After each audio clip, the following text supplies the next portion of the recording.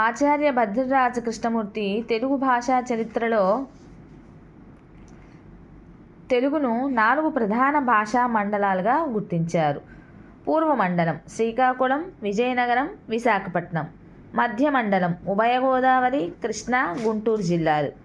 దక్షిణ మండలం రాయలసీమలోని 4 జిల్లాలు, నెల్లూరు, ప్రకాశం జిల్లాలు. అలానే ఉత్తర మండలం తెలంగాణ రాష్ట్రం. పూర్వమండలంలోని జిల్లాలపై ఒరియా భాష ప్రభావము, రాయలసీమ జిల్లాలపై కన్నడ, తమిళ భాషా ప్రభావం, నెల్లూరు ప్రాంతంలో తమిళ భాషా ప్రభావం ఉంటుంది. ఉత్తర మండలం అయినటువంటి తెలంగాణలో ఉర్దూ, మరాఠీ, కన్నడ ప్రభావం ఎక్కువగా ఉంటుంది.